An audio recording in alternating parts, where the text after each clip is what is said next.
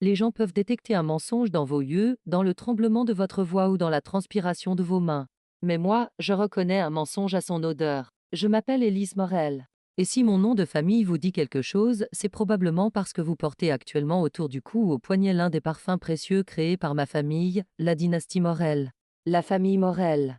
La famille la plus ancienne, la plus noble, la plus parfaite. De Grasse, la capitale mondiale du parfum. Vu de l'extérieur, nous étions une minorité privilégiée vivant sous le soleil de Provence, au milieu des champs de lavande. Mais puis-je vous confier un secret? La fleur de jasmin, lorsqu'elle pourrit, dégage la pire odeur au monde. Et ma famille, même si elle sentait comme ces merveilleux parfums de l'extérieur, avait déjà commencé à pourrir de l'intérieur. J'étais le nez de cette famille, c'est-à-dire la personne qui créait la magie dans ces flacons, l'architecte secrète d'un empire valant des milliards d'euros. Mais pour eux, je n'étais qu'une femme fragile, émotionnellement perturbée, ingérable, et qu'il fallait écarter au plus vite. Ils m'ont transformée en fantôme dans ma propre maison, dans mon propre laboratoire, jusqu'à ce que je leur montre qu'un fantôme pouvait aussi allumer une allumette. Cette histoire n'est pas seulement celle d'une femme trompée. C'est l'histoire de la façon dont ce magnifique château au sommet de Grasse a été détruit à cause d'une simple feuille de formule. Si vous aimez les histoires de trahison, d'intrigue et de justice glaciale et imparfaite, vous êtes au bon endroit. Restez avec moi, car ce que je vais vous raconter ne ressemble en rien à ce que vous pouvez lire dans les magazines haut de gamme. Si vous avez aimé cette vidéo et que vous vous êtes abonné à la chaîne, installez-vous confortablement. C'est parti. Tout a commencé avec cette maudite réunion du conseil d'administration. C'est-à-dire l'après-midi où mon arrêt de mort a été signé. Nous étions au dernier étage de notre siège social à Grasse. Même le parfum des roses de mai qui flottait à travers les fenêtres ne suffisait pas à apaiser la tension qui régnait à l'intérieur. Julien, mon mari, était assis à la tête de la table. Julien, l'homme naïf qui me lisait des poèmes lorsque je l'ai rencontré pour la première fois, avait disparu, remplacé par un étranger gonflé d'orgueil par son statut de PDG de l'Empire Morel. À ma gauche se trouvait ma tante Solange, à ma droite mes cousins Pierre et Luc. Tous regardaient les bilans devant eux. Moi, je ne regardais que la feuille blanche devant moi. Les chiffres sont en baisse, Élise, dit Julien. Sa voix était comme un couteau recouvert de velours. Il ne me regardait pas dans les yeux. Il tournait nerveusement son stylo entre ses doigts. Tu n'as pas réussi à créer le coup de cœur que nous attendions pour la nouvelle collection. Le marché veut désormais des parfums plus modernes, plus synthétiques. Ton obsession pour les essences naturelles, romantiques et traditionnelles nous fait perdre de l'argent. Mon obsession pour les essences naturelles, murmurai-je. Je serrai ma jupe sous la table pour que ma voix ne tremble pas. C'est ce qui fait la marque Morel, Julien. Pas des déchets synthétiques, mais l'âme de grâce. Mes formules. Il m'interrompit. Ma tante Solange intervint avec son habituelle hypocrisie venimeuse. Oh chérie, ne recommence pas. Nous savons que tu es une artiste. Mais ici, c'est une entreprise. Et pour être honnête, elle plissa les yeux et me regarda comme si elle regardait une enfant malade. Tu n'as pas l'air bien ces derniers temps, Élise. Tu es trop tendue, trop émotive. Voilà le mot magique émotive. Ce mot maudit que les hommes et leurs complices utilisent chaque fois que les femmes ont raison. Chaque fois qu'elles sentent que quelque chose ne va pas. Je ne suis pas émotive, dis-je en essayant de durcir ma voix. Je ne veux simplement pas que cette entreprise, celle que mon grand-père a fondée, devienne une usine de détergents bon marché. Julien a tapé du poing sur la table. Cette soudaine explosion a fait taire tout le monde. Il s'est levé, s'est approché de moi et a posé sa main sur mon épaule. Cette main m'avait autrefois rassurée. Aujourd'hui, elle me donnait l'impression d'être contrôlée par un gardien de prison. Écoute, ma chérie, dit-il d'un ton soudainement protecteur et dégoûtant. Nous pensons à ton bien. Tu es épuisée. Tu passes tes nuits dans ton laboratoire à tester d'étranges mélanges. Cette obsession te consume. Nous avons pris une décision en tant que conseil de famille. Je levai la tête. Je le regardai dans les yeux. Il n'y avait plus d'amour dans ses yeux bleus. Seulement des chiffres de calculatrice. Quelle décision? Tu as ce besoin de te reposer pendant un certain temps, a-t-il dit. Tu dois t'éloigner de la direction et du laboratoire. Nous avons trouvé une excellente clinique en Suisse. Juste pour quelques mois, pour que tu puisses te remettre les idées en place et calmer tes nerfs. Pendant ce temps, Pierre et Luc prendront en charge les processus de production. Le monde s'est arrêté un instant, je crois. Mon mari voulait m'éloigner du travail auquel j'avais consacré ma vie, de mon atelier, de tout ce qui m'appartenait. Et ce, en m'enfermant dans une clinique avec l'étiquette folle. Jamais, ai-je répondu. J'ai repoussé ma chaise et me suis levée. C'est mon héritage. Ces formules sont le fruit de mon esprit. Vous ne pouvez pas m'éloigner. Julien a souri. À ce moment-là, j'ai vu le diable dans ce sourire. Ce n'était ni de la tristesse, ni de la pitié. C'était le sourire d'un homme victorieux. C'est moi qui gère les actions, Élise, dit-il calmement. As-tu oublié notre contrat de mariage? En cas de troubles mentaux, le pouvoir de signature me revient. Et j'ai le regret de te dire que le docteur Bernard a rédigé un rapport très inquiétant sur ton état. Le docteur Bernard, le médecin de famille, le partenaire de golf de Julien. Tout le monde dans la pièce me regardait. L'expression sournoise de satisfaction sur le visage de ma tante, les regards moqueurs de mes cousins. Ils m'avaient acculé, comme un animal traqué. Ils me voyaient comme une femme désespérée, faible et hystérique. À ce moment-là, j'avais envie de crier, de renverser la table, de leur cracher au visage. Mais je ne l'ai pas fait, parce qu'une odeur m'est venue au nez. Ce n'était pas une odeur qui émanait de la veste de Julien. Ce n'était pas non plus le parfum d'une autre femme. C'était l'odeur de la trahison. Mais plus important encore, il y avait une petite tache violette sur le poignet de la chemise de Julien qu'il n'avait pas remarquée. Une tache d'huile de lavande. Mais pas n'importe quelle lavande. Lavandula stoca. Une variété hybride spéciale utilisée uniquement par notre concurrent, l'éclat parfumerie, que nous détestons. Julien était dans le laboratoire de notre concurrent ce jour-là. Mon mari, le PDG de mon entreprise, avait été en contact avec la matière première de notre concurrent. À cet instant, la femme fragile et au bord des larmes qui étaient en moi est morte. J'ai retenu mes larmes. J'ai affiché sur mon visage un masque de glace auquel il ne s'attendait pas. J'ai pris une profonde inspiration. La colère qui a envahi mes poumons à cette inspiration m'a gelé au lieu de me brûler. Très bien, ai-je dit. Ma voix était si calme que même Julien en a été surpris. Si vous pensez tout que je suis malade, vous avez peut-être raison. J'ai besoin de me reposer. J'ai pris mon sac. Je me suis dirigée vers la porte. Au moment de sortir, je me suis retournée. Ils avaient tout l'air soulagés. Pauvre Élise, quelle idiote. Elle s'était soumise si facilement. Je laisserai les clés du laboratoire sur ton bureau demain matin, Julien. Ai-je dit. Mais n'oublie pas, mon cher, certaines odeurs s'incrustent dans la peau. Tu peux les laver autant que tu veux, elles ne partent pas. Je fermai la porte et me mis à marcher dans le couloir. Le bruit de mes talons sur le sol en marbre n'était pas celui d'une fuite, mais le rythme du début d'une bataille. Ils pensaient que j'avais abandonné. Ils pensaient qu'ils allaient m'enfermer dans une clinique en Suisse, vendre mes formules dans mon dos et piller mon empire. Mais ils ignoraient mon plus grand secret, la note de fond unique qui constituait le cœur du parfum le plus vendu de la famille Morel, le célèbre Nuit Royale. Cette formule ne se trouvait pas dans les coffres de l'entreprise. Elle ne figurait pas non plus dans le testament de mon grand-père. Elle reposait sur un brevet que j'avais déposé à mon nom, uniquement à mon nom, il y a 12 ans, alors que personne ne me connaissait encore. Et produire ce parfum sans moi n'était pas seulement un vol, mais aussi un suicide financier de plusieurs milliards d'euros. Mon mari aurait pu me faire déclarer folle et étayer de me placer sous tutelle.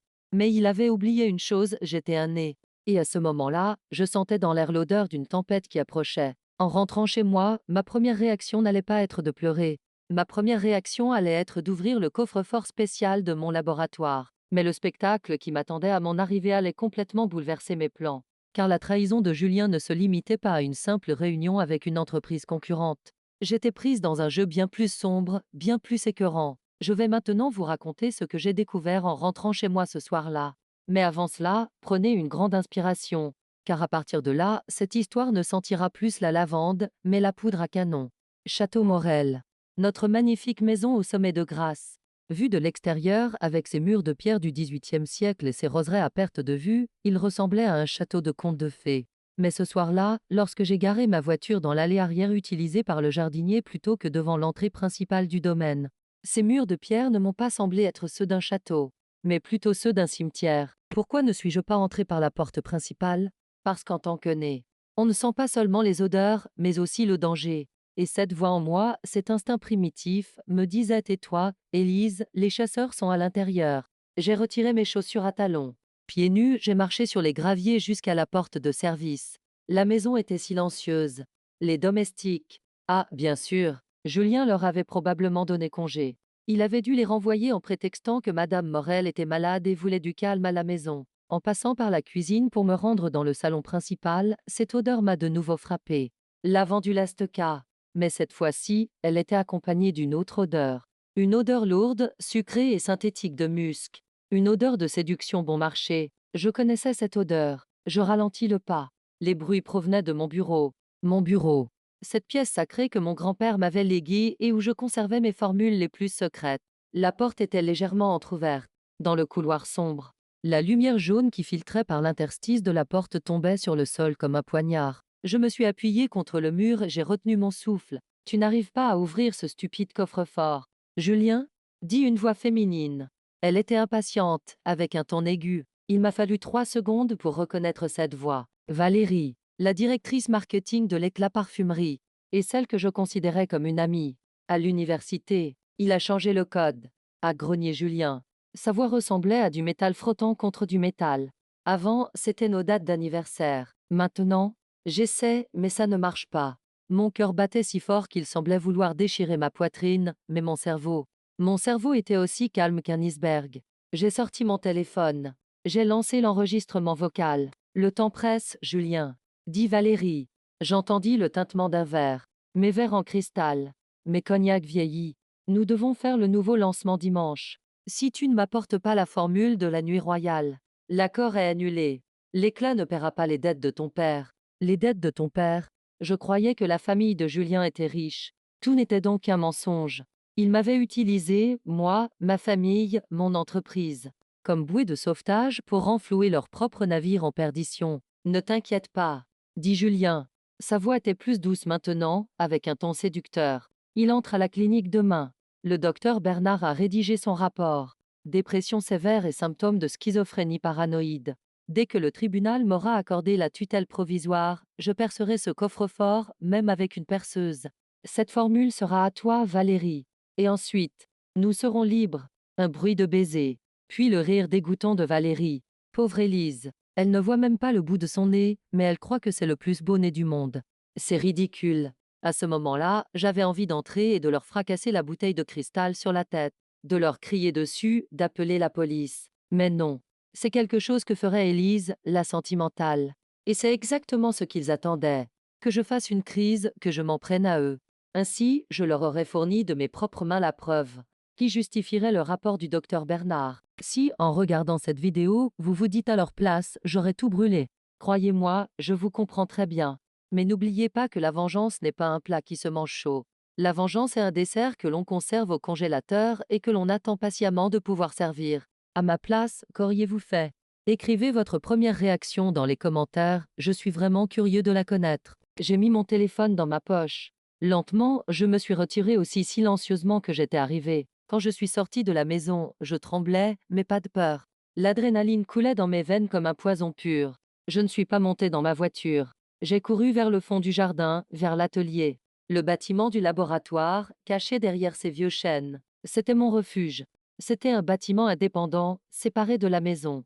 Julien et Valérie, occupés à fouiller le coffre-fort du bâtiment principal, avaient oublié que le véritable trésor se trouvait ici. Je suis entré et j'ai verrouillé la porte. Je n'ai pas allumé la lumière. Dans l'obscurité, j'ai parcouru les étagères que je connaissais par cœur. Il y avait dans l'air une odeur d'ambre brute, de bois de santal et de roses séchées. Cette odeur me donnait de la force. C'était mon royaume et je ne les laisserais pas l'envahir. J'ai ouvert le compartiment secret. La formule originale de Nuit Royale. Et surtout, le brevet notarié de cette formule datant d'il y a 12 ans.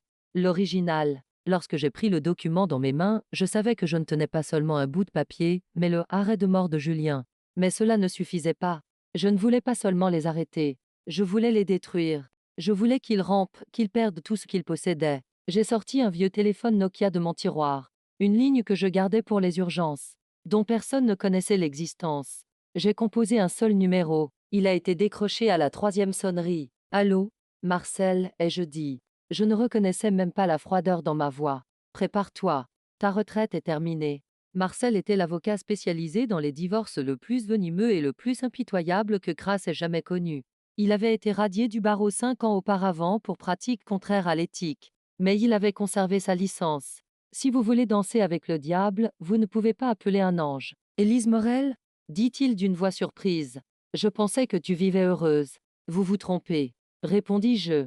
Mon regard se posa sur la lumière du bureau du manoir, visible depuis la fenêtre du laboratoire. 2 ombres bougeaient devant la vitre. Une guerre commence, Marcel. Je veux du sang. Lorsque je raccrochai le téléphone, j'entendis un bruit étrange dans le silence profond du laboratoire. Un clic. Il provenait de la vanne de gaz. Je levai le nez en l'air. Cette odeur métallique et âcre. Je n'avais que quelques secondes. Julien. Il ne voulait pas seulement voler les formules.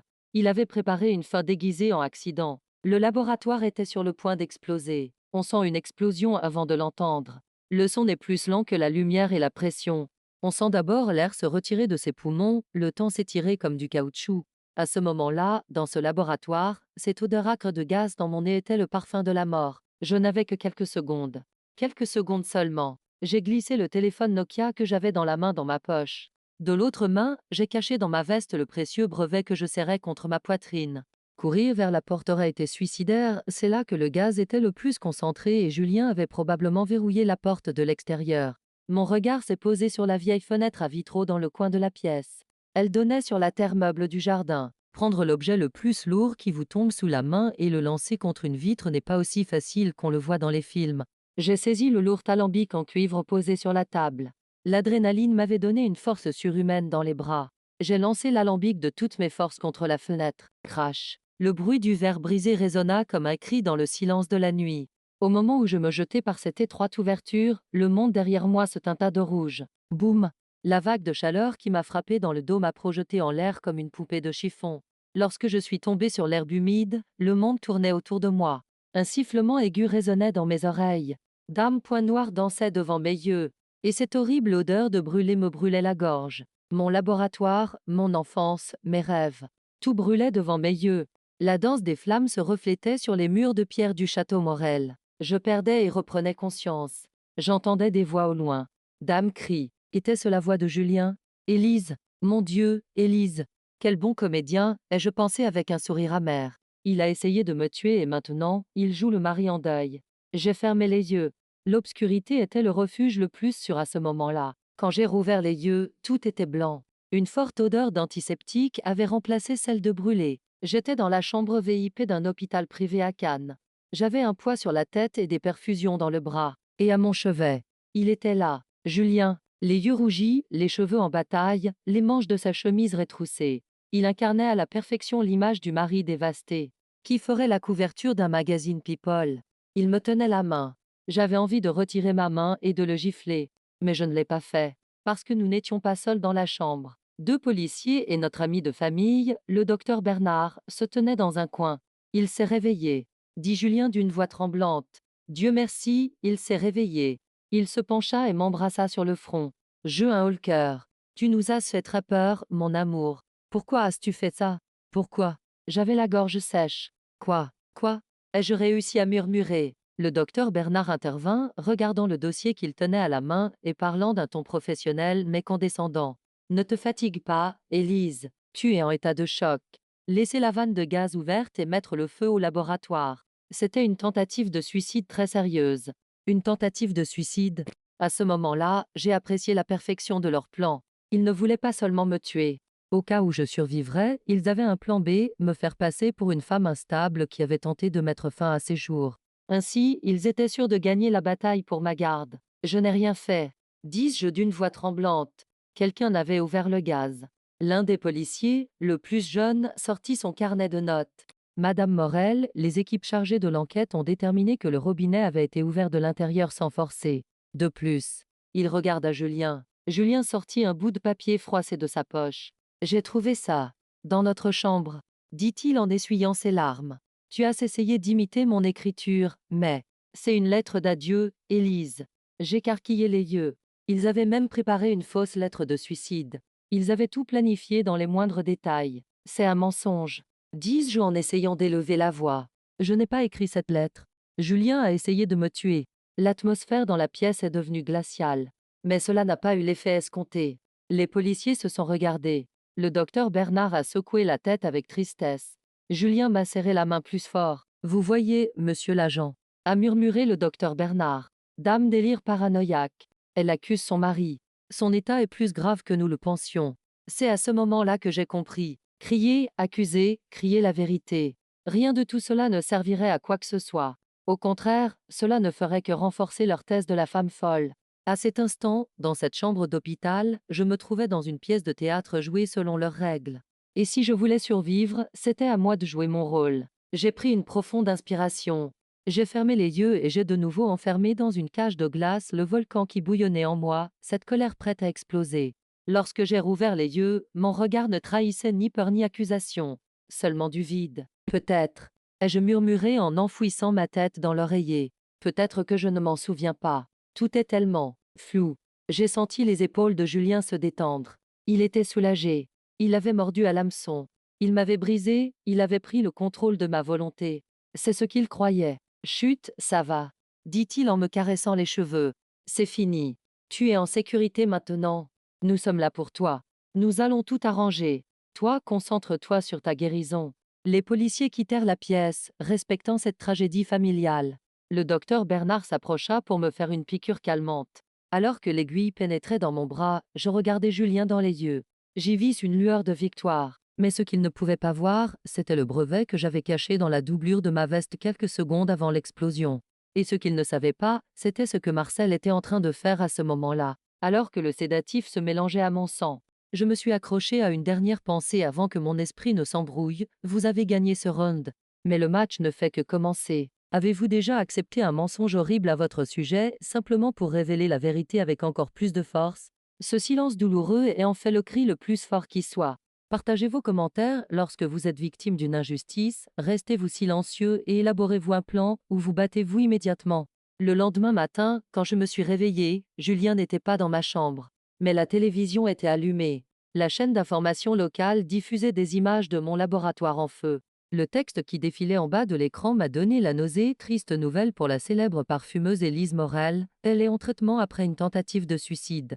La direction de l'Empire Morel a été temporairement transférée à son mari Julien Morel. Ils avaient réussi. Ils m'avaient détruite, tant physiquement que moralement. L'entreprise était désormais officiellement entre les mains de Julien et, par conséquent, de sa maîtresse Valérie. Lorsque l'infirmière entra dans la chambre et dit « Vous avez de la visite », je pensais que Julien était de retour. Mais la personne qui franchit la porte était Marcel, avec son manteau noir, sa canne à poignée argentée et son sourire inquiétant. « Bon sang !» dit-il en s'asseyant au bord de mon lit. « Tu as s'échappé à l'enfer, petite fille. Mais d'après ce que j'ai vu aux informations, ils ont déjà enterré ton corps. Ils pensent que je suis morte, Marcel. » dis-je, et le calme de ma voix le surprit. Ou du moins, qu'il s'agit d'une morte vivante. Marcel frappa le sol avec sa canne. « Formidable.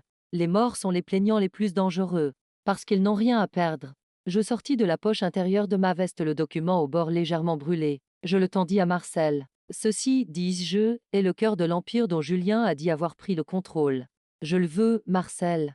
Je ne veux pas seulement divorcer. Je veux que tu le jettes à la rue. Quand il signera, je veux qu'il comprenne que même la chemise qu'il porte ne lui appartient pas. » Marcel prit le document, l'examina, puis éclata de son rire effrayant. « Ah, Élise, tu ne demandes pas seulement le divorce. Tu signes son arrêt de mort. Il y a autre chose. » dis-je. Je plissai les yeux. L'explosion dans le laboratoire. Nous ne pouvons pas modifier le rapport d'enquête. Mais Valérie, nous devons trouver une preuve qu'elle était là aussi. Elle était là cette nuit-là. Et j'ai pris son parfum. Une odeur ne constitue pas une preuve devant un tribunal, Élise, dit Marcel. Je sais, ai-je répondu. Mais les chaussures qu'elle portait cette nuit-là, les traces qu'elle a laissées dans le jardin boueux, ou les enregistrements GPS de sa voiture. Marcel sourit. Voilà qui est mieux. Mon détective privé, Louis, est actuellement dans le parking de l'Éclat, occupé à examiner la voiture de Valérie. À ce moment-là, j'ai senti pour la première fois que je commençais vraiment à guérir. Ce n'étaient pas les médicaments qui me guérissaient. C'était le désir de vengeance. Combien de temps cela prendra-t-il? Demandai-je. Quand pourrons-nous en finir avec eux? Le procès aura lieu dans 2 semaines, répondit Marcel. L'audience pour la garde. Julien prévoit de te faire passer pour une épouse mentalement instable et d'obtenir la pleine garde. Je viendrai à l'audience. Ai-je dit? Non, a répondu Marcel. Tu ne te contenteras pas d'insister à l'audience. Tu y assisteras comme un fantôme à ton propre enterrement. Et nous refermerons le couvercle du cercueil sur eux. Le plan était simple, mais risqué. Pendant 2 semaines, je devais jouer le rôle de la patiente docile. Je devais prendre mes médicaments, sourire au docteur Bernard, faire semblant d'être touché par les larmes de crocodile de Julien. Je devais les endormir. Mais la nuit, avec Marcel, nous allions saper l'Empire Morel. Mais nous n'avions pas pris en compte un élément. Julien était plus cupide que nous le pensions.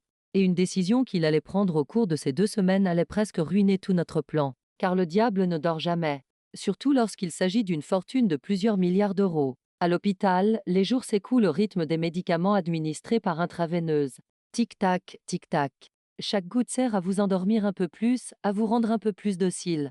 Mais ce n'était pas un médicament qui coulait dans mes veines, c'était de la haine pure, non filtrée. Et croyez-moi, la haine est le plus puissant des antidotes. Je cachais les comprimés que les infirmières me donnaient sous ma langue et les crachais dans les toilettes dès qu'elles quittaient la chambre. La nuit, pendant que tout le monde dormait, j'installais un échiquier dans mon esprit et planifiais mes coups pour le monde extérieur. J'étais Élise, une pauvre fille souffrant de stress post-traumatique et suicidaire. Mais sous ses draps blancs se cachait la PDG la plus dangereuse que Grace ait jamais connue. Au milieu de la 2e semaine, Julien est entré dans la chambre avec un sac en cuir à la main. Il arborait son faux masque d'inquiétude, mais ses yeux brillaient comme ceux d'un loup affamé. « Ma chérie, dit-il en s'asseyant au bord du lit, ça me déchire de te voir comme ça. » Je ne répondis pas. Je continuais à fixer le plafond d'un regard vide. Je devais rester fidèle à mon rôle. Les affaires de la société sont un peu compliquées, a-t-il poursuivi. Il a ouvert son sac. Tu sais, l'incendie du laboratoire, ta situation. Les investisseurs sont inquiets. La valeur de nos actions est en baisse. Nous devons prendre certaines mesures pour protéger l'héritage de mon père. Il sortit une liasse de papier de son sac. Ce ne sont que des procédures de routine, dit-il en posant les papiers devant moi. Les paiements d'assurance et les documents d'autorisation temporaire nécessaires pour que je puisse poursuivre les activités quotidiennes de l'entreprise. Juste une petite signature ici, ici et ici. Je jetai un coup d'œil au papier. Le document du dessus était effectivement un formulaire d'assurance. Mais celui du dessous. Lorsque j'ai lu la petite clause qui dépassait du bord du document, mon cœur s'est arrêté de battre. Le transfert des terres Jasmine de Grasse, propriété d'Élise Morel, à l'Éclat Holding, pour une durée de 49 ans et le droit d'utilisation. L'Éclat, la société concurrente, la société de Valérie. Julien ne voulait pas seulement diriger l'entreprise. Il cédait le cœur de la famille Morel, ces terres sacrées où mon arrière-grand-père avait planté les premières graines de jasmin, à l'entreprise de sa maîtresse. Et pour une somme dérisoire. Ce n'était pas une vente, mais un transfert de fortune. J'ai fait semblant d'avoir les mains qui tremblaient. Je n'arrivais pas à tenir le stylo, je l'ai fait tomber. Je n'y arrive pas, Julien. Ai-je murmuré d'une voix larmoyante. Mes mains. Je ne les sens plus. Julien a poussé un soupir d'impatience. Il s'est penché et m'a remis le stylo dans la main. Il a pris mes doigts entre les siens. Allez, Élise, ce n'est pas difficile. C'est juste une signature. Pour nous, pour notre avenir. À ce moment-là, si je refusais de signer, il allait se méfier. Il allait se demander si j'allais mieux. Mais si je signais, je perdrais mon héritage. À ce moment-là, la porte de la chambre s'ouvrit brusquement. Ah, pardon. Je me suis trompée de chambre. C'était un homme qui tenait un énorme bouquet de fleurs et cachait son visage derrière celle-ci. Mais je reconnaissais sa voix. Louis, le détective privé de Marcel. Julien se redressa avec colère. Qui êtes-vous? C'est une chambre privée. Je vous prie de m'excuser, monsieur, dit Louis en laissant tomber le bouquet avec une maladresse feinte. Les fleurs se répandirent sur le sol. Et dans la confusion, Louis me fit un clin d'œil. Sortez d'ici, cria Julien. Louis recula en répétant « Je vous prie de m'excuser ». Et, avant de fermer la porte, il déposa un petit appareil noir parmi les fleurs éparpillées sur le sol. Ce n'était pas un micro caché. C'était un brouilleur. Julien se tourna à nouveau vers moi, le visage rouge écarlate. Ces idiots. Peu importe. Allez, Élise. Signe. À ce moment précis, l'alarme incendie se mit à retentir dans le couloir de l'hôpital. Dis, Louis, tu es un génie. Les infirmières ont fait irruption dans la chambre. Monsieur Morel, veuillez sortir. Conformément au protocole, nous devons évacuer le patient. Julien a fourré les papiers dans son sac en jurant. Ce n'est pas fini, Élise. Je reviendrai demain matin avec le notaire. Tu ne pourras pas t'échapper. Lorsque Julien quitta la pièce, je me glissai sous mon oreiller au milieu de l'agitation des infirmières. Lui avait glissé dans le bouquet non seulement un brouilleur, mais aussi une petite clé USB et un bout de papier. Le mot ne contenait qu'une seule phrase, les chaussures ont parlé. Un bidon d'essence a été trouvé dans le coffre. Le jeu est terminé. Cette nuit-là, lorsque Marcel est entré dans ma chambre déguisé en agent d'entretien de l'hôpital, il tenait une tablette dans ses mains. « Regarde », m'a-t-il dit. L'écran affichait une image floue provenant d'une caméra de sécurité. La date correspondait à la nuit où le laboratoire avait explosé. Le lieu était une route secondaire donnant sur le jardin derrière notre maison. Une voiture s'approche. La voiture de sport rouge de Valérie. Le coffre s'ouvre. Valérie titube sur la route boueuse avec ses élégantes chaussures à talons. Elle tient 2 grands bidons dans ses mains. Et à ses côtés, Julien. Julien embrasse Valérie, prend les bidons et se dirige vers le laboratoire. Dame, larmes coulaient de mes yeux. C'était une chose de le deviner, mais le voir. Le voir, c'était comme un coup de poignard dans mon cœur. Mon mari avait transporté de l'essence pour me brûler vive. Allons-nous transmettre ces images à la police? Ai-je demandé, la voix tremblante. Marcel a fermé la tablette. Son visage s'est illuminé d'un sourire effrayant. Non, répondit-il. Pas encore. Si nous les transmettons à la police maintenant, ils seront arrêtés. Ils passeront peut-être quelques années en prison. Mais l'entreprise? S'ils signent cet accord, les terrains reviendront à l'éclat. La procédure judiciaire durera des années. Le temps que vous récupériez ces terrains, ils y auront construit un hôtel. Alors qu'allons-nous faire? Tu sais quelle est leur plus grande erreur, Élise, dit Marcel. Ce n'est pas de te croire morte, c'est de te croire idiote. Il sortit un dossier de la poche de sa veste. Demain matin, quand Julien viendra avec le notaire, tu signeras. Quoi? Je le regardai avec horreur. Je vais leur céder les terres. Non, répondit Marcel. Tu ne signeras pas le document de transfert des terres, mais un autre document que j'ai préparé et que Julien glissera dans la pile sans le lire dans la confusion. Il faut faire vite. Et s'il s'en rend compte? Il ne s'en rendra pas compte. Parce qu'à ce moment-là, Louis aura laissé un petit cadeau. Dans le système de l'éclat. Valérie, paniquée, appellera Julien. Et pendant que Julien sera distrait au téléphone, tu apposerais la signature la plus importante de ta vie. Le plan était fou. Le risque était mortel. Mais qu'avais-je à perdre? Le lendemain matin, au lever du soleil, la lumière qui pénétrait dans la pièce ne m'apparaissait pas comme un signe d'espoir, mais comme une déclaration de guerre. Julien et le notaire allaient bientôt arriver. Et moi, les mains tremblantes, j'allais réécrire mon destin. Avez-vous déjà regardé votre ennemi dans les yeux et fait un geste qui allait causer sa perte? Il est impossible de décrire les battements de mon cœur au moment de signer. Vous allez bientôt découvrir ce qui s'est passé dans cette pièce. Et croyez-moi, la plume est plus tranchante que l'épée. Quel est le poids d'une signature? Le poids de l'encre est peut-être de quelques milligrammes. Mais cette signature peut détruire un héritage vieux de 200 ans ou sauver un empire.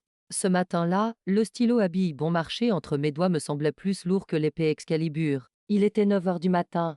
La porte de ma chambre s'est ouverte. D'abord, une odeur lourde et étourdissante de lotion après rasage envahit la pièce. Puis entra le notaire monsieur Giroux, le notaire le plus flexible de Grasse. Il était réputé pour certifier tous les documents demandés par ceux qui avaient les moyens de payer, même au milieu de la nuit. Julien entra à son tour. Il portait un costume bleu marine impeccable. Sur son visage, ce sourire de finisseur. « Bonjour ma chérie », dit Julien joyeusement. Monsieur Giroux a eu la gentillesse de venir en personne pour accélérer les démarches. Giroux essuya son front en sueur et salua d'un signe de tête. « Bonjour madame Morel. Nous ne vous dérangerons pas longtemps. Juste quelques signatures. » Julien approcha la table à roulettes de mon lit. Il sortit le gros dossier de son sac. Il posa le maudit document de transfert de propriété sur le dessus, mais il le recouvrait à moitié d'un autre papier intitulé Formulaire d'autorisation médicale. Une astuce classique des escrocs, faire en sorte que la victime ne voie que l'endroit où elle doit signer. Tu ne signeras qu'ici, dit Julien en me tendant le stylo. C'est pour ton traitement, pour l'assurance. Et voici le document d'autorisation nécessaire pour que nous ne gelions pas les comptes bancaires de la société. Mensonge. Ce dernier document était l'arrêt de mort de Méchant de Jasmin. Je glissai ma main sous mon oreiller. Là se trouvait le document que Marcel avait déposé en secret pendant la nuit, de la même qualité de papier et de la même police que les autres. Je pris le stylo. Je m'approchai du papier en faisant semblant d'avoir les mains qui tremblaient. Julien attendait au-dessus de ma tête, tel un vautour. Il ne quittait pas la pointe de mon stylo des yeux. Dans ces conditions, il m'était impossible de changer le document. Je serais prise sur le fait. Et si je me faisais prendre, tout serait fini. Allez, Élise, dit-il avec impatience. J'étais sur le point de poser le stylo sur le papier quand, zir, zir, le téléphone dans la poche de Julien se mit à sonner. Mais ce n'était pas un appel ordinaire. C'était l'alarme ligne rouge. Julien sursauta. Il regarda l'écran. Son visage devint plus blanc encore que les draps blancs qui remplissaient la pièce. C'était Valérie qui appelait. Je dois répondre, dit-il au notaire Giroux. C'est très urgent. Il se retourna et se dirigea vers la fenêtre. Qu'y a-t-il, Valérie? Nous sommes en train de signer, je te rappelle plus tard. Le téléphone sonnait si fort que je pouvais entendre les cris de Valérie depuis l'autre bout de la pièce. Julien, c'est fini. Les systèmes sont tombés en panne. Quelqu'un a piraté notre base de données. Les formules, les listes de clients, les correspondances confidentielles. Tout est publié sur le dark web. Il y a des photos de toi, moi sur mon écran. Quelqu'un nous surveille, Julien. Louis. Tu es complètement fou. Julien, paniqué, se colla à la vitre. Qu'est-ce que tu racontes? Quelle photo?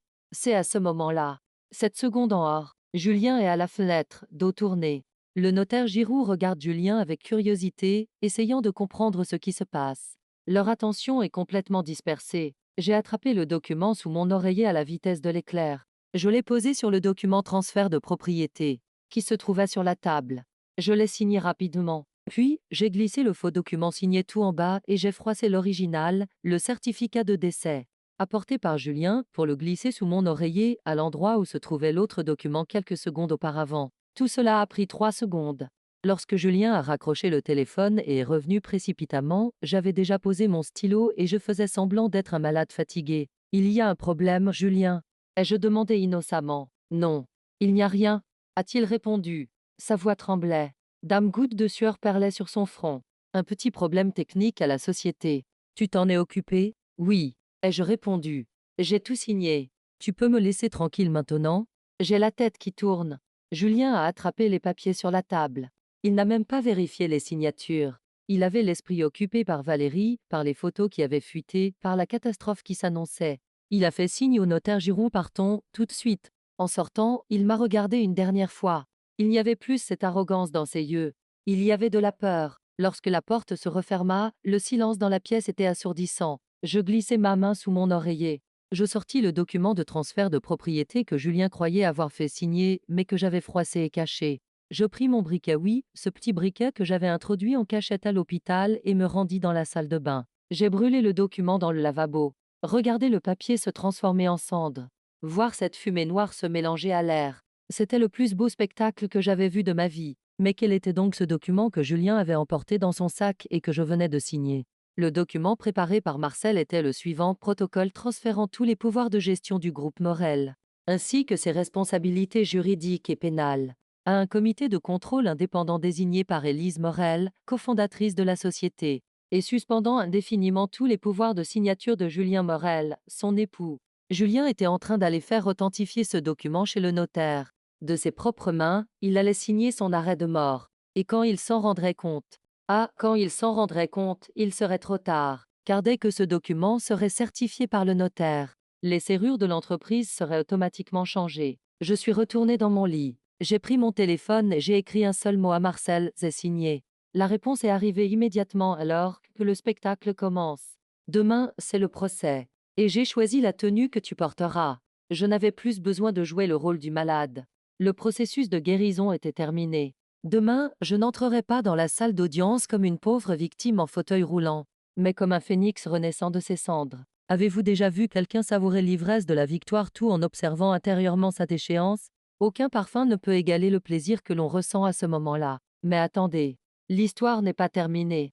Le véritable cataclysme allait se produire dans la salle d'audience, car Julien avait un dernier atout dans sa manche. Et cet atout était un sombre secret lié à mon passé, que j'avais moi-même oublié. Cette fois, étais-je vraiment acculé? Les salles d'audience ressemblent aux hôpitaux. Dans les deux, l'odeur qui flotte dans l'air est la même: la peur, le désespoir et les mensonges que l'on tente d'effacer avec du désinfectant. Mais ce matin-là, il y avait une odeur différente dans les couloirs du tribunal de grâce. Mon odeur. J'ai choisi ce que tu vas porter, m'avait dit Marcel. Il avait raison. La robe qu'il m'avait envoyée n'était pas une robe ample et de couleur pâle, comme celle que portent les victimes. C'était un ensemble en soie noire charbon aux lignes nettes comme des lames de rasoir. J'ai épinglé sur le col de ma veste la broche en argent en forme de panthère aux yeux d'émeraude qui m'avait été léguée par ma grand-mère. Ce n'était pas un choix vestimentaire, mais une peinture de guerre. Il s'attendait à me voir entrer dans la salle en fauteuil roulant. Mais lorsque les portes se sont ouvertes, je suis entré la tête haute, perché sur mes talons aiguilles, de 12 centimètres. Le cliquetis de mes pas devait être synchronisé avec les battements du cœur de Julien. Les chuchotements dans la salle se sont arrêtés net. Julien était assis à la barre des témoins. Quand il m'a vu, ses pupilles se sont dilatées. L'avocat à côté de lui a chuchoté quelque chose à l'oreille. Mais Julien semblait ne pas m'entendre. Il s'attendait probablement à voir une femme brisée devant lui grâce à la fausse assurance que lui donnait le document qu'il pensait avoir fait signer. La veille, je pris place à côté de Marcel. Sans me regarder, Marcel classait les dossiers devant lui. La broche panthère, murmura-t-il. Belle touche. Que la chasse commence. Le juge nous regarda par-dessus ses lunettes. C'était une femme âgée, au caractère bien trempé. Elle jeta un coup d'œil au dossier et donna la parole à l'avocat de Julien. Madame la présidente, commença l'avocat. Sa voix était aussi collante qu'une eau de Cologne bon marché. Mon client, monsieur, Morel a dû intenter cette action en justice avec beaucoup de regrets. Son épouse, Madame Morel, a malheureusement perdu le sens des réalités ces derniers temps et est tombée dans un état d'esprit qui pourrait lui nuire, ainsi qu'à son entourage. Une introduction classique. Comme prévu, l'avocat poursuivit l'incendie du laboratoire, la tentative de suicide et les rapports du docteur Bernard. Tout cela est évident. Cependant, l'avocat marqua une pause. Il se tourna vers la salle et lança un regard dramatique. Le voilà qui arrivait, le dernier atout de Julien. Mais il y a une autre réalité très douloureuse que la Cour doit connaître, dit l'avocat.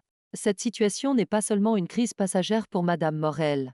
C'est un héritage génétique. Mon sang se glaça. L'avocat déposa un nouveau dossier sur le pupitre. Voici les dossiers médicaux de la mère de Madame Morel, feu Catherine Morel. Elle aussi avait connu des délires similaires il y a 30 ans et avait malheureusement perdu la vie dans le célèbre accident. De grâce, tout comme sa fille, elle était amoureuse du feu.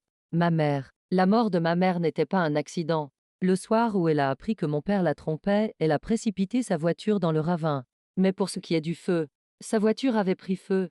Julien présentait le suicide tragique de ma mère comme la preuve de ma folie génétique. Il m'avait frappé là où j'étais le plus vulnérable, là où j'avais la blessure la plus profonde. Un murmure parcourut la salle. Mes yeux se remplirent de larmes. Cette fois, ce n'était pas un rôle. Le fait que le nom de ma mère soit sali par cet homme répugnant me faisait mal. Je regardais Julien. Il me lançait son regard de mari triste, mais je pouvais voir le petit sourire de victoire au coin de ses lèvres. Tu vois, Élise, disait-il avec ses yeux, je t'ai blessée avec ton passé. Marcel m'a serré la main sous la table. Il m'a serré si fort que la douleur dans mes doigts a étouffé celle dans mon cœur. Ne pleure pas, m'a-t-il murmuré. Si tu verses une seule larme, tu admettras que ta mère est malade. J'ai pris une profonde inspiration. Avec cette inspiration, le parfum de jasmin de ma mère m'est venu au nez. Elle n'était pas malade. Elle avait simplement le cœur brisé, car elle était tombée amoureuse du mauvais homme. Je ne serais pas ma mère. Je ne serais pas celle qui précipiterait la voiture dans le ravin, mais celle qui pousserait celui qui conduisait la voiture dans le ravin. Je levai la tête. Je ravalai mes larmes.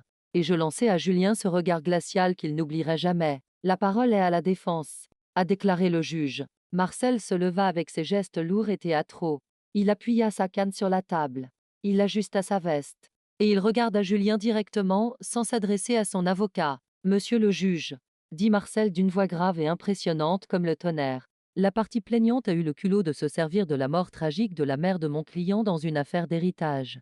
Mais puisque nous parlons des héritages et de documents, Marcel sortit un seul document de son sac. C'était celui que j'avais signé la veille à l'hôpital et que Julien avait jeté dans son sac sans le lire avant de se précipiter chez le notaire. Monsieur Morel prétend que son épouse n'est pas saine d'esprit, dit Marcel en agitant le papier en l'air. Pourtant, hier matin, il s'est rendu à l'hôpital avec le notaire pour faire signer ce document à son épouse mentalement dérangée. Julien pâlit. Si Madame Morel est folle, continua Marcel en se tournant vers le jury, pourquoi Monsieur Morel a-t-il essayé d'obtenir sa signature? Et si Madame Morel est saine d'esprit, pourquoi cette affaire a-t-elle été portée devant les tribunaux? Julien se leva d'un bond. Ce document n'était qu'une simple formalité. Asseyez-vous, Monsieur Morel, tonna le juge. Marcel sourit.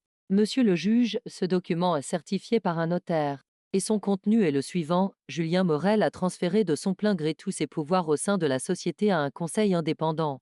Ainsi, l'homme qui demande aujourd'hui la tutelle dans cette salle n'a plus aucun droit légal sur la société qu'il souhaite diriger. Un silence de mort s'installa dans la salle. Julien regarda son avocat. Celui-ci regardait le document avec stupéfaction. Quoi? Je ne suis pas au courant de cela, murmura-t-il. De plus, dit Marcel en accélérant le rythme, puisque nous parlons du passé et de la génétique. Parlons aussi un peu du présent et de la technologie. Marcel désigna le grand écran de la salle avec la télécommande qu'il tenait dans sa main.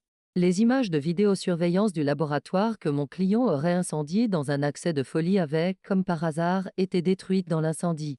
Mais monsieur, Morel a oublié une chose, la technologie cloud. Une image granuleuse apparut à l'écran.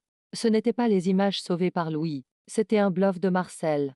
Mais Julien ne le savait pas. Avant de diffuser les images, dit Marcel en s'approchant de Julien, je veux donner une chance à monsieur Morel. Si vous retirez votre plainte maintenant, nous ne remettrons pas ces images au procureur. Le divorce sera prononcé et tout le monde pourra passer à autre chose. C'était un pari risqué.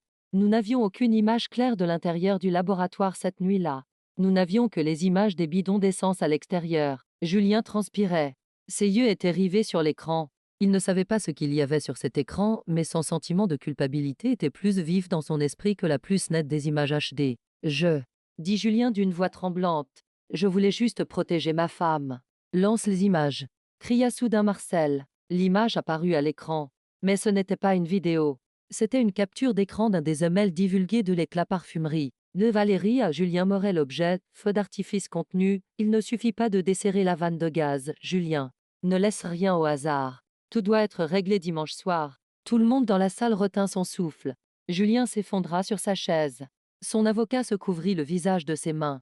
Le juge retira ses lunettes et regarda Julien avec colère. C'est lui qui avait trouvé cet email. Dans le chaos des signatures qui avait duré 3 secondes. Ce n'était qu'un parmi les milliers de messages qu'il avait interceptés en pénétrant dans le système de Valérie. Ce n'est pas une affaire de tutelle, monsieur le président, dit Marcel, assénant le coup de grâce. C'est le procès d'une tentative de meurtre prémédité. Le juge frappa si fort avec son marteau que le bruit résonna comme un coup de feu. Je suspends l'audience. Monsieur Morel, vous attendrez sous la garde des gendarmes. Le ministère public examinera immédiatement ces nouvelles preuves. Alors que les gendarmes emmenaient Julien, il m'a regardé. Il n'y avait plus d'arrogance dans ses yeux, ni de peur, seulement une haine pure et de la stupéfaction. Comment, semblaient dire ses yeux, comment cette femme stupide et émotive a-t-elle pu faire ça? Je me suis contenté de sourire. J'ai porté ma main à mon cou et j'ai redressé la broche en forme de panthère argentée. Salut ma mère, Julien. Lui et je murmurai alors qu'il passait à côté de moi. Mais ce n'était pas encore fini. Julien était peut-être fini, mais le véritable serpent, Valérie, était toujours là. Et la société L'Éclat était toujours à l'affût, prête à s'emparer des terres dont j'avais hérité. Je sortais victorieux du tribunal, mais dehors m'attendait la nouvelle de ma faillite. Car Julien, juste avant de céder ses pouvoirs, avait vidé les comptes de la société et transféré l'argent aux îles Caïmans. Ma victoire allait-elle être une victoire sans le sou? Selon vous, qu'est ce qui est le plus important, l'argent ou la réputation? Être sans le sou mais sauver son honneur, ou être riche mais vivre sans honneur? Julien avait perdu les deux. Mais mon combat allait désormais se dérouler dans les pages économiques. La victoire devait sentir le champagne. Pétillante, fraîche et festive. Mais cet après-midi-là, en sortant du tribunal, ma victoire sentait la moisissure et la poussière. Alors que Julien était emmené dans le fourgon de police, les journalistes m'entouraient. Les flashs crépitaient, les micros se tendaient. Madame Morel, allez-vous prendre la tête de l'entreprise? Que pensez-vous du projet de meurtre de votre mari? Je me suis contenté de sourire à tout et je suis monté dans ma voiture aux vitres teintées. Mais dès que la portière s'est refermée, mon sourire s'est effacé de mon visage comme un masque. Car mon téléphone affichait 15 appels manqués de monsieur Leroux, le chef comptable de l'entreprise. Quand je suis arrivé au siège de l'entreprise, le spectacle ressemblait à un champ de bataille. Les téléphones n'arrêtaient pas de sonner. Les employés chuchotaient dans les couloirs. Certains avaient rassemblé leurs affaires et s'en allaient. Lorsque je suis entré dans le bureau de monsieur Leroux, je l'ai trouvé, la tête entre les mains, regardant les tasses de café vides sur son bureau. Dites-moi, monsieur Leroux, ai-je dit en jetant mon sac sur le côté. C'est grave? Leroux leva la tête. Ses yeux étaient injectés de sang. Ce n'est pas grave, madame. C'est catastrophique. Il tourna l'écran de son ordinateur vers moi. Les comptes principaux de la parfumerie Morel. Tout était dans le rouge. Solde 0,0 €. Julien, dit Leroux d'une voix tremblante. 2 heures avant que vous ne signiez le document de transfert de pouvoir, il a effectué septembre virements différents vers une société écran aux îles Caïmans sous le nom de frais de consultation. Les réserves de trésorerie de la société, le fonds d'urgence, même les salaires des employés pour ce mois-ci. Tout a disparu. Je m'effondrais sur une chaise. Julien n'avait pas seulement essayé de me tuer, il avait aussi étouffé cette société. Les banques? Ai-je demandé. Ils ont eu vent de la nouvelle, a répondu Leroux. Ils ont gelé les lignes de crédit. Les fournisseurs sont à la porte. Et le pire, L'Éclat. Valérie, murmurai-je. Ils ont envoyé une offre ce matin, dit Leroux en me tendant l'enveloppe qu'il tenait à la main. Ils proposent de prendre en charge toutes les dettes de l'entreprise. En échange, ils veulent les droits de la marque, l'usine et le brevet de nuit royal. Je pris l'enveloppe. Le chiffre qu'elle contenait était ridicule. Une aumône pour un empire. Jamais, dis-je. Plutôt que de leur céder ce brevet, je brûlerai ce bâtiment de mes propres mains. Mais madame, dit Leroux, désespéré, demain, c'est le 15. C'est le jour de la paye. 300 ouvriers attendent leur salaire. Et il n'y a même pas assez d'argent dans la caisse pour leur acheter du café. Les ouvriers se préparent à faire grève. À ce moment-là, l'atmosphère dans la pièce est devenue pesante. L'odeur de désespoir qui me montait au nez m'étouffait. Mais j'étais un nez. Et dans chaque odeur, je pouvais trouver une note différente, une issue. Nous allons à l'usine, dis-je en me levant. Quoi? Le roux était surpris. Mais les ouvriers sont en colère. Ils pourraient vous lyncher. Qu'ils le fassent. Ai-je répondu. Au moins, ils me crieront dessus en face. Ils ne manqueront pas à leurs paroles derrière mon dos, comme Julien. Une demi-heure plus tard, je me trouvais dans la cour de notre usine, aux portes de grâce. Dame Banderole Grève était accrochée à la porte. Quand ils m'ont vu, un murmure s'est élevé. Voleurs, rendez-nous notre argent. Morel, démission. Mes gardes ont voulu m'encercler, mais je les ai repoussés. Je me suis hissé au milieu de la foule, sur cette vieille palette en bois où mon grand-père s'adressait autrefois aux ouvriers, dans mon costume de soie noire. Je me tenais là comme un extraterrestre parmi leurs salopettes sales. Mais la colère que je voyais dans leurs yeux était la même que la mienne. Vous avez raison, ai-je crié. Ma voix a résonné dans la cour. Le brouhaha s'est un peu calmé. Vous avez raison d'être en colère contre moi. Mon mari, votre ancien PDG, vous a volé votre argent. Il a volé le fruit de votre travail, le gagne-pain de vos enfants, et s'est enfui. Il est actuellement en prison, mais je sais que cela ne remplit pas vos réfrigérateurs. Il y eut un silence. On me dit, vend l'entreprise, rembourse les dettes et part. Et je poursuivis. Notre concurrent, l'éclat, attend à la porte comme un vautour. Si je vends, je rembourserai tout le monde. Mais savez-vous ce que fera l'éclat demain, lorsqu'il reprendra l'entreprise? Il fermera cette usine et délocalisera la production en Chine. Parce que ce ne sont pas des artisans, ce sont des commerçants. Dame murmure s'élevèrent dans la foule. Ils le savaient tout. Je ne vendrai pas, dis-je. Je choisis de me battre. Mais je ne peux pas me battre seul. Je ne peux pas vous payer votre salaire aujourd'hui. Je ne pourrai pas non plus vous le payer demain. Mais j'ai une proposition à vous faire. Je pris une profonde inspiration. C'était le pari de ma vie. Dans les entrepôts, il y a un stock tout brut, non transformé, qui appartenait à mon grand-père. Julien n'a pas touché à ce stock car il ne savait pas ce que c'était. À partir de ce stock, nous allons produire une série limitée de seulement 1000 flacons, tressés exclusifs. Elle s'appellera la revanche. Nous ne la vendrons pas aux détaillants, mais directement à ma liste VIP, sur précommande. Et si ça ne se vend pas? A crié quelqu'un derrière moi. Comment allons-nous manger? Elle se vendra. Ai-je répondu en le regardant dans les yeux. Parce que c'est moi qui la concevrai. Et c'est vous qui la produirez. Si nous parvenons à mettre ce parfum en bouteille et à l'expédier dans les 48 heures, les revenus que nous en tirerons couvriront non seulement vos salaires, mais aussi toutes les dettes à court terme de l'entreprise. J'ai sorti la broche en forme de panthère de ma veste. Je l'ai levée en l'air. Cette broche est le dernier héritage que m'a laissé ma famille. Sa valeur suffit à couvrir le salaire mensuel de chacun d'entre vous. Je la donne en garantie au représentant syndical. Si ces parfums ne se vendent pas, vendez-la et récupérez votre argent. J'ai tendu la broche au vieux contremaître qui se tenait devant, Henri. Henri m'a regardé. Puis il a regardé la broche. Puis il m'a regardé à nouveau. Une lueur de respect est apparue dans ses yeux. La fille du patron a bien grandi, dit Henri sans prendre la broche. Gardez la broche, madame. Donnez-nous la formule. Allumons les chaudières. À ce moment-là, j'eus du mal à retenir mes larmes.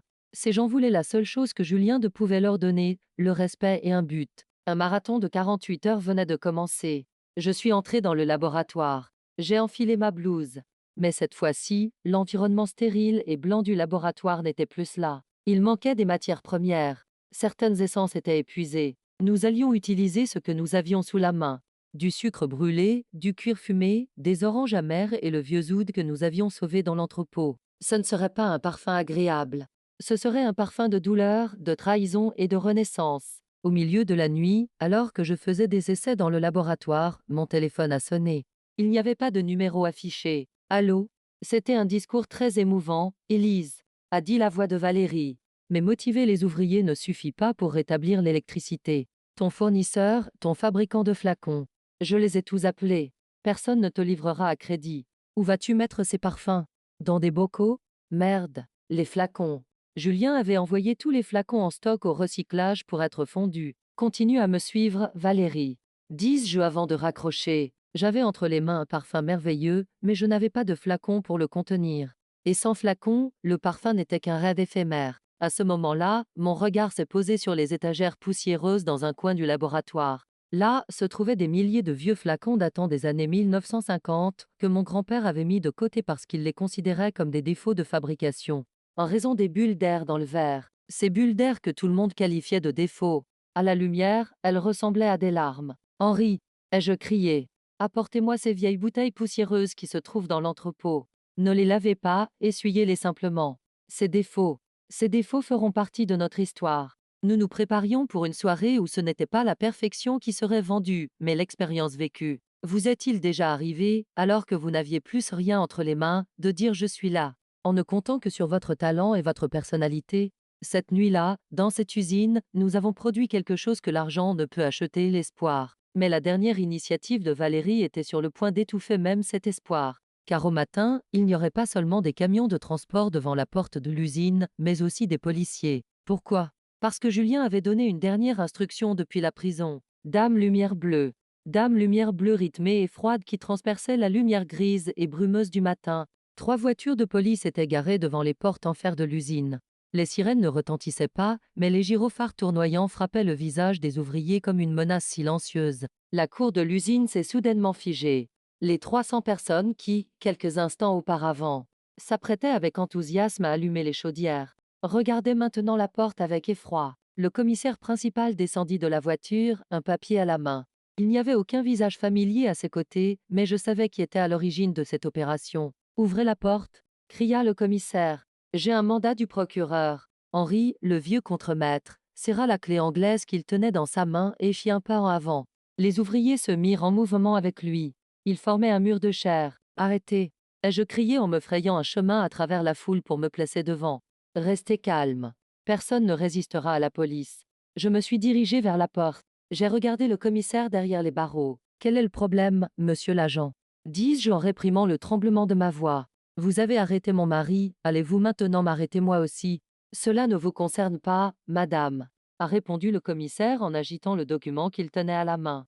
Selon une information que nous avons reçue de l'intérieur, une mesure préventive a été prise par le tribunal. Vous auriez tenté d'utiliser des stocks prétendument acquis grâce à des revenus illicites. Julien Morel a porté plainte depuis la prison par l'intermédiaire de son avocat.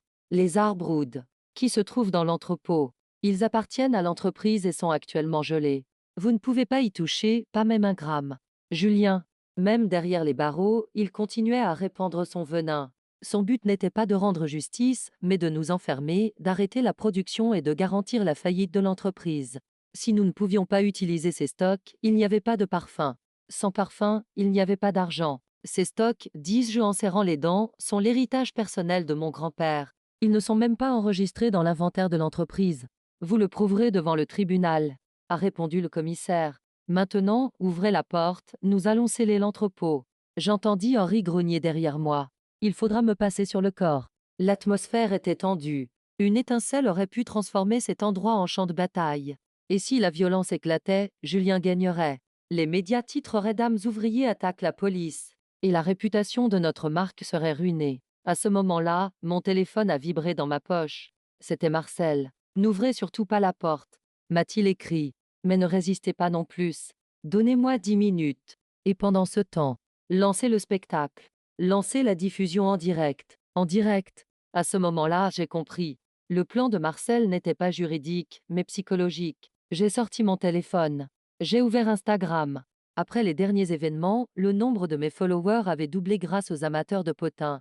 J'ai appuyé sur le bouton démarrer la diffusion en direct. J'ai d'abord braqué la caméra sur les voitures de police, puis sur les ouvriers désespérés mais furieux derrière moi, et enfin sur mon propre visage. Je n'étais pas maquillée, mes cheveux étaient en bataille, j'avais des cernes sous les yeux. Mais ce n'était pas une beauté filtrée. C'était la réalité brute. Bonjour, ai-je dit en regardant l'écran. En quelques secondes, le nombre de spectateurs a grimpé en flèche. Vous vous trouvez actuellement devant mon usine à Grasse. Les personnes derrière moi veulent travailler pour leur honneur, même si elles ne touchent pas leur salaire. Mais regardez, j'ai tourné la caméra vers les policiers. Mon mari, ce voleur qui a vidé notre entreprise et s'est enfui, donne maintenant des ordres depuis la prison et joue avec le gagne-pain de ces personnes. Ils nous disent de ne pas produire. Ils nous disent de mourir. Les commentaires ont commencé à affluer.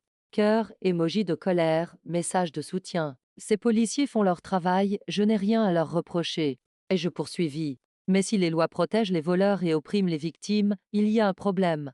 Nous voulons simplement transformer les arbres oubliés qui attendent depuis 50 ans dans cet entrepôt. Est-ce un crime? Est-ce un crime de vouloir être récompensé pour son travail? À ce moment-là, une moto noire est apparue à l'entrée de la cour. La personne qui a retiré son casque était Marcel. Il agitait un dossier dans sa main. Il franchit le barrage de police et courut vers le commissaire. « Attendez !» cria Marcel. Il était à bout de souffle. « Voici la décision d'urgence. Rendue par le tribunal correctionnel de permanence. Les stocks d'août dans l'entrepôt sont, selon le jugement successoral de 1974, la propriété personnelle et séparable d'Élise Morel. Ils n'ont aucun lien avec la personne morale de la société. L'ordre de mise sous scellé est invalide. » Le commissaire prit le document, l'examina. Il fronça les sourcils. Il passa un coup de fil. Puis, il leva la main et fit signe à son équipe. « On se retire. » Il m'est impossible de décrire le cri de victoire qui a retenti dans la cour à ce moment-là. Les ouvriers s'embrassaient, certains pleuraient. Quant à moi, sans raccrocher le téléphone, j'ai souri à la caméra, les larmes aux yeux. « Vous entendez ?» ai-je demandé à mes followers. « C'est le son de la victoire. Et dans 24 heures, vous sentirez aussi l'odeur de la victoire. La revanche arrive. Restez à l'écoute. » Lorsque j'ai mis fin à la diffusion, le module de pré-enregistrement de notre système de commande était déjà saturé. Les 24 heures qui ont suivi ont été les plus chaotiques mais aussi les plus magiques de ma vie. Henri et son équipe ont brisé ces vieux bois d'oud et le laboratoire s'est rempli d'une fumée mystique. Quant à moi, je m'occupais de ces bouteilles imparfaites. Je n'avais pas d'équipe marketing. Je n'avais pas de budget publicitaire. Il n'y avait que moi et la vague créée par cette diffusion en direct. J'ai pris des photos des bouteilles. J'ai particulièrement mis en valeur ces bulles d'air, ces petites courbures dans le verre. Et j'ai écrit cette histoire en dessous. Les bouteilles sont imparfaites, tout comme nous, tout comme la vie. Elles contiennent des bulles d'air car elles respirent. Elles ne sont pas parfaites car elles ne sont pas fabriquées en usine. Ce parfum est destiné aux femmes brisées, mais pas détruites. Chaque bouteille est unique, tout comme ta cicatrice, dès lors mise en vente, en seulement 7 minutes. En exactement 7 minutes, les 1000 flacons de la série La Revanche, vendus 1200 € pièce, ont été écoulés, 1,2 million d'euros. Lorsque l'argent a été versé sur notre compte, nous avons fait la fête au milieu de l'usine, avec des gobelets en plastique et du jus de pomme bon marché acheté au supermarché. Les salaires des ouvriers ont été payés à la seconde près. Les dettes les plus urgentes des fournisseurs ont été réglées. Henri s'est approché de moi, ma broche panthère à la main. « Reprends-la, ma fille », m'a-t-il dit d'une voix tremblante. « Tu ne nous as pas seulement donné notre argent. Tu nous as montré que personne ne pouvait nous écraser. » En épinglant la broche à mon col, je me sentais comme la reine de grâce. Mais j'avais oublié une chose aux échecs, on ne peut pas mater le roi en mangeant les pions. Le roi était toujours sur son trône. Cette nuit-là, alors que je somnolais dans mon bureau, épuisé, on frappa à la porte. C'était Marcel. Son visage affichait une gravité qui ne convenait pas à une célébration. « Nous avons récupéré l'argent », dit Marcel en posant un dossier sur la table. « Nous avons payé les salaires, nous avons repris notre souffle. » Mais Valérie n'est pas restée inactive. Qu'a-t-elle fait? Demandai-je en buvant une gorgée de jus de pomme. Que pouvait-elle faire d'autre? Elle n'a pas pu utiliser nos stocks, elle n'a pas pu nous faire arrêter par la police. Elle a appelé la banque, répondit Marcel. La dette principale de l'entreprise. Tu sais, cette énorme dette de 15 millions d'euros que Julien a contractée et qu'il n'a pas remboursée. Oui, cette dette était classée comme créance en souffrance. Les banques vendent généralement ce type de créance à des sociétés de gestion d'actifs. Mais cette fois-ci, elles l'ont vendu à un investisseur privé. Il ouvrit le dossier. Il désigna du doigt le nom figurant dans la section créancier. Créancier Lecla Holding et Parnermont se glaça. Valérie avait racheté ma dette. Je n'étais plus redevable à la banque, mais à elle. Et cela lui donnait légalement le droit de saisir la direction de l'entreprise et de mettre tous ses actifs sous séquestre si je ne remboursais pas la dette en une seule fois dans les septembre jours. Elle a déjà lancé la procédure d'exécution, a déclaré Marcel. Nous avons une semaine, Élise. Nous avons gagné 1,2 million d'euros, mais il nous en faut 15 millions. Sinon, la revanche ne restera qu'un beau souvenir. La victoire que je croyais avoir remportée n'était en fait que le début d'un piège encore plus grand. Valérie, ne pouvant pas prendre l'usine de force, avait décidé de l'acheter. Et ce, avec ma dette. Vous est-il déjà arrivé, au moment où vous pensions être sauvés, d'être tiré par le pied et de retomber dans ce puits sombre? Comment le désespoir de cet instant peut-il laisser place à l'ambition? Écrivez vos commentaires, car ma prochaine décision, au-delà de l'ambition, allait être de la pure folie, car il n'y avait qu'un seul moyen de trouver 15 millions d'euros. Et ce moyen m'obligeait à affronter ma plus grande peur, mettre en vente la formule originale très secrète et inconnue de Nuit Royale, sur le marché le plus dangereux au monde, à savoir le marché noir. Mais si, en essayant de vendre la formule, je vendais aussi mon âme. Pas besoin d'attendre minuit à un carrefour pour vendre son âme. Parfois, cela se passe sur le pont d'un méga yacht de 60 mètres amarré au large de Cannes. autour d'un verre de whisky dans un verre en cristal. Nous étions au 6e jour du délai de septembre, jour que Valérie m'avait accordé. L'homme assis en face de moi, Monsieur K, était le directeur des achats du géant mondial du luxe Panthéon Group. Son visage était inexpressif à cause du botox. Ses yeux étaient aussi froids que ceux d'un requin. 15 millions d'euros, dit Monsieur K, en tournant le stylo qu'il tenait dans sa main. Pour les droits de brevet, la formule et la licence de production de Nuit Royale. En espèces. Maintenant, sur ma table se trouvait la copie originale de cette formule légendaire, les notes manuscrites de mon grand-père, les corrections que j'avais apportées dans les marges. Ce bout de papier représentait mon enfance. Il était mon identité. Le vendre, c'était comme donner mon propre enfant en adoption. 20 millions. Dis-je. Ma voix ne trembla pas. Si je devais vendre mon enfant, je voulais au moins pouvoir enterrer mon ennemi avec lui. Monsieur K a hésité. C'est au-dessus de sa valeur marchande. Nuit Royale n'est pas seulement un parfum. Ai-je dit en le regardant dans les yeux. C'est un leader du marché. Et plus important encore, en l'achetant, vous n'achetez pas seulement un parfum. Vous achetez l'héritage le plus ancien de Grasse. Monsieur K sourit, un sourire froid et mécanique. Il sortit son chéquier. 20 millions d'euros, dit-il en signant. Marché conclu, Madame Morel. Mais j'ai une condition. Les formalités de transfert seront réglées ce soir. Et à partir de demain matin, pas une seule goutte de ce parfum ne pourra être produite sans l'autorisation du Panthéon Group. D'accord, répondis-je. En prenant le chèque, j'ai senti mes doigts brûler. En signant, j'ai senti une partie de mon cœur se briser. En descendant du yacht et en regagnant la côte à bord du Zodiac, le vent me fouettait le visage, mais je ne le sentais pas. J'avais dans ma poche un chèque de 20 millions d'euros. Mais je me sentais comme l'homme le plus pauvre du monde. Jour, 8h55. Dans la salle de réunion du siège social, Valérie était assise à la place d'honneur. À ses côtés se trouvaient ses 2 avocats et les huissiers de justice. Sur la table étaient posés les contrats de cession de l'entreprise. Il est 9h moins 5, Élise, dit Valérie en regardant sa montre. Elle portait une veste rouge sang, la couleur de la victoire. Je savais que tu ne pourrais pas apporter l'argent. Personne ne donnerait 15 millions d'essais à une entreprise en faillite. Allez, ne complique pas les choses. Signe et pars. Je te trouverai peut-être un poste de femme de ménage à l'usine. Marcel se tenait à côté de moi. Il n'avait pas son sourire inquiétant habituel. Il était sérieux. Il ouvrit son sac. Mon client n'aime pas beaucoup faire le ménage, Valérie, dit Marcel, et il posa le chèque sur la table. Valérie regarda le chèque. Elle plissa les yeux. Puis elle vit le montant. Elle rougit encore plus que sa veste. C'est un faux, s'écria-t-il. Où as-tu trouvé cet argent? À quel usurier l'as-tu emprunté? C'est un chèque bancaire tout à fait légal, répondis-je calmement. Il provient du Panthéon Group. Panthéon? Valérie éclata de rire. Un rire nerveux, hystérique. Tu as vendu Nuit Royale? L'héritage familial? Tu as détruit le cœur de l'entreprise juste pour garder ton poste? Quelle idiote! Sans la formule, cette entreprise n'est rien. J'ai récupéré mon argent et toi, tu te retrouves avec une coquille vide. Elle se tourna vers son avocat. Prenez l'argent. La dette est remboursée. Nous partons. Laissez-la faire ce qu'elle veut de ses décombres. Valérie prit son sac et se leva. Elle était sur le point de franchir la porte quand. Attends une seconde. Dis-je. Assieds-toi, Valérie. Nous n'avons pas fini de parler. Je n'ai rien à te dire, répondit-elle. C'est fini entre nous, Élise. Je n'ai pas fini, dis-je en m'adossant à ma chaise. Nous ne faisons que commencer. Tu as oublié un petit détail de l'accord que j'ai conclu avec monsieur K. Marcel sortit un nouveau dossier de son sac et le jeta sur la table. Le groupe Panthéon a acheté le brevet de Nuit Royale, dit Marcel. Cela signifie qu'à partir de maintenant, ils sont les propriétaires légaux de cette formule.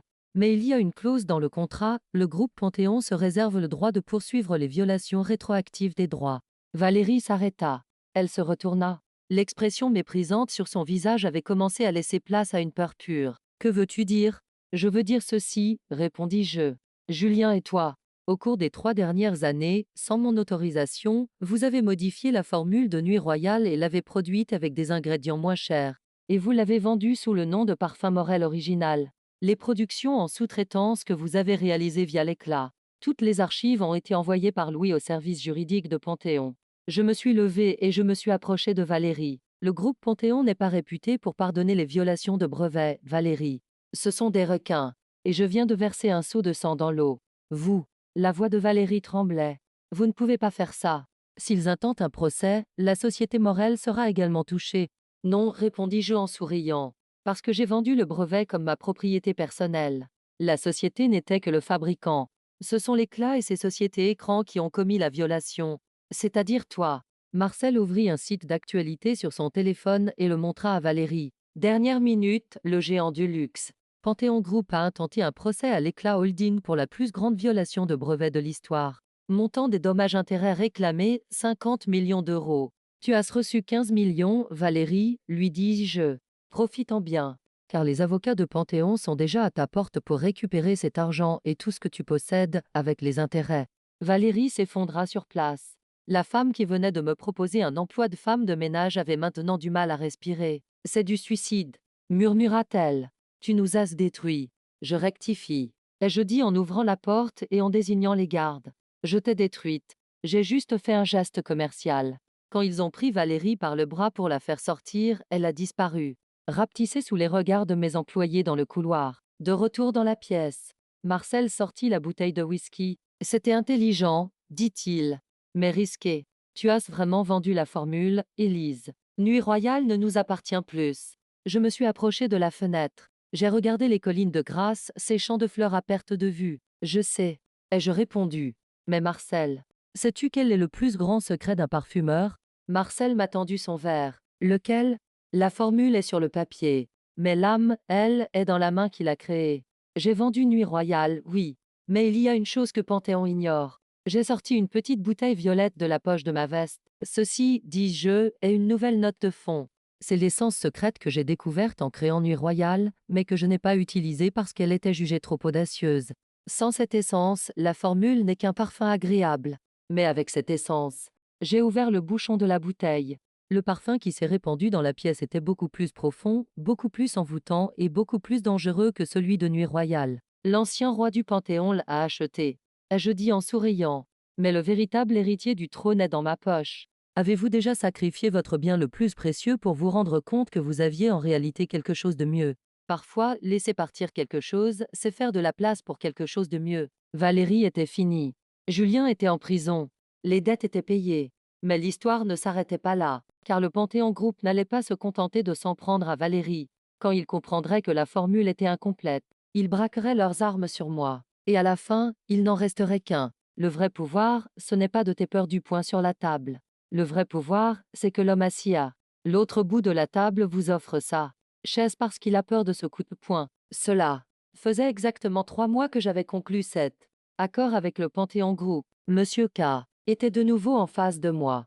Mais cette fois, nous n'étions pas sur un yacht. Nous étions dans mon bureau, dans la pièce spacieuse et ensoleillée du manoir Morel dont j'avais récupéré les murs. Pour la première fois, le visage impassible de Monsieur K laissait transparaître une émotion, la déception. Nos analyses en laboratoire sont parfaites, dit-il en examinant le flacon de test devant lui.